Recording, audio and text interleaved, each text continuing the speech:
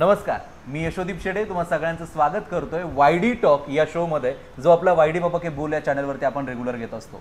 तर आपल्यासोबत आज आहेत ऐश्वर्या जाधव मॅम, ज्यांनी आत्ताच रिसेंटली UPSC एक्झामच्या अंतर्गत जवळपास 161 नंबरची रँक मिळवली आहे. आणि एवढी सगळी रँक मिळवत असताना नेमका त्यांचा काय अनुभव होता, त्यांची कसा हा प्रवास होता, हा आपण त्यांच्याकडून जाणून घेणार आहेत. तुम्ही डेचं टाइम टेबल कसं करायचं आणि विद्यार्थ्यांना कसं गाईड कराल की तुमचा डेली टाइम टेबल कसा असायला हवा जर तुम्हाला एखादी पोझिशन मिळवायची आहे तर?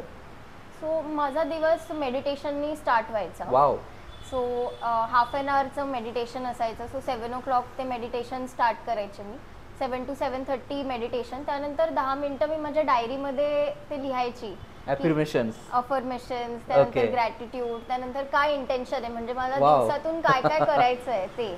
आणि एक क्रिएटिव्ह व्हिज्युअलायझेशन, म्हणजे मी डोळे बंद करून स्वतःला जे जे मी टास्क लिहिले ते करताना मी व्हिज्युअलाइज करायचे.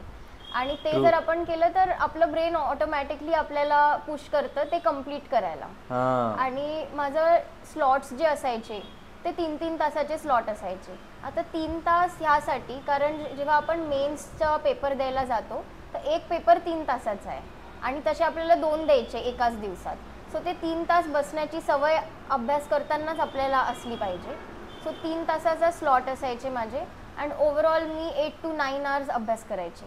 जेव्हा एक्झाम थोडी जवळ असेल तेव्हा ते कधी कधी 12-13 तास पण व्हायचे. बट डेली तर आपण 12-13 तास पूर्ण वर्षभर नाही करू शकत. बट 8 to 9 hours तर तेवढे तर करायला पाहिजे, म्हणजे तेवढा सिलेबसच एवढा वास्ट आहे की तेवढे तर लागतीलच. ओके. आणि मी काय करायचे की फोन लांब ठेवायचा आणि एक छोटं मी टायमर घेतलं होतं, तर जेव्हा मी अभ्यास करायचे तेव्हा ते ऑन करायचे. सो जर मी पाणी पिते किंवा कोणी मला आवाज दिला किंवा फोन आला तर मी ते बंद करायचे. तर तसे ते 8-9 तास झाले पाहिजे, म्हणजे ते 8-9 तास असे आहेत की आपण फक्त अभ्यासच करतोय. Okay okay.